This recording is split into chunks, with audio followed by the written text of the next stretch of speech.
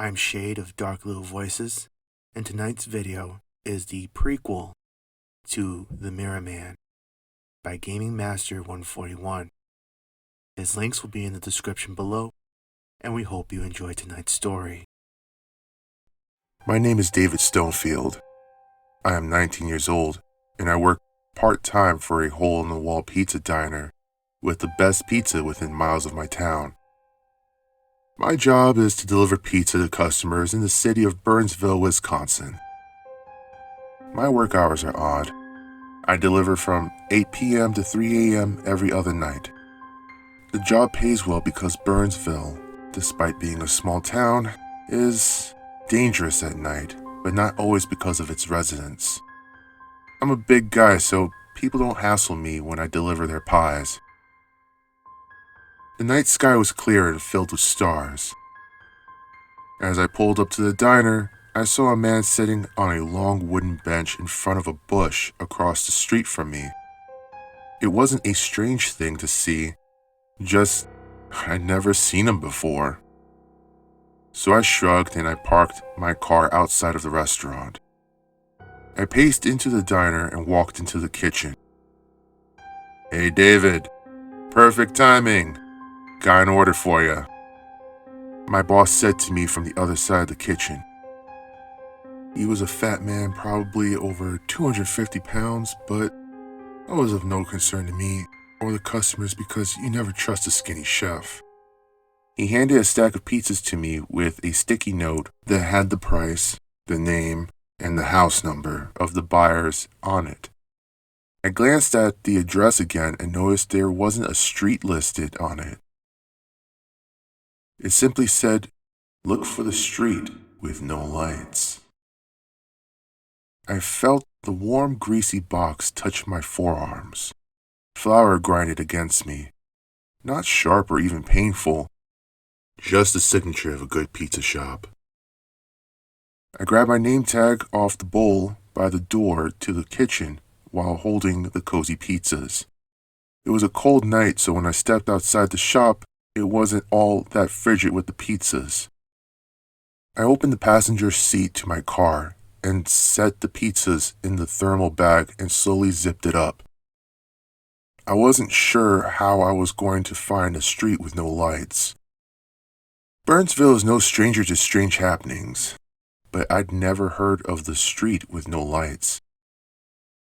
Pulled out my smartphone and opened Google Maps. It was an older phone, so it took some time to load. Not long, but not fast. Finally it loaded, and I typed into the Burnsville area such bar, the street with no lights, and somehow I was given a location. I set a route and put my phone in the cup holder. "This better not be some joke," I muttered to myself. This location was across the city, far from any light population. I drove listening to the hum of my 2002 Honda Civic. No radio, no music. I kept pondering what the hell was waiting for me out there. The thought echoed in my head. I had this feeling of impending doom. Probably just some prank, kept telling myself. The feeling kept getting stronger as I got closer to the street with no lights. If I die out here, no one will ever find me. I was maybe 500 meters away from the street when I saw a man. A big man. Tall, muscular. He was wearing a mask that appeared to be a rabbit. It had gore smeared across its hairy face. I just kept driving, not wanting to draw his attention. I turned on the street with no lights and stopped my car. I looked on the note to see the house number. It said 9 on it. I looked out my window and saw number 9 on a house a few doors down. I got out of my car and grabbed my pizza bag from the passenger seat and walked slowly down the dark street. I checked my watch as I reached the door. 3:12 a.m. What the hell? I left 20 minutes ago. I walked to the door from the driveway and rung the doorbell. and rung the old doorbell. After waiting for 3 seconds, the door creaked slowly open, but no one had appeared to open it. "Hello? I got your pizza," I called into the house. No response. Just as I was about to leave, I heard a crazed kind of laugh voice called out, "Food." At first, I was relieved, but that voice made me uneasy in a different way. I heard my phone ping a notification. My ringtone was a duck, because why not? I set down the warm bag of pizza on the doorstep and pulled my phone out from my pocket. The screen lit up my face and made it difficult to see for a few seconds. It was a news alert. It read, "Earlier this evening, a man who went by the name the Bunny Man escaped the Burnsville Insane Asylum." My stomach lurched after reading those horrible words. I just stared at them, unable to free my mind from the phone. Utter shock. I saw him less than a mile away. I wanted to call the authorities, but I couldn't seem to open the dial-up menu in my phone app. I pressed the power button repeatedly, but still nothing. I put my phone away in my pocket. When I looked up, a man was standing there. Not just any man, the Bunny Man. The blood-smeared face was sickening. I stepped back a step. His bloody face was hypnotic.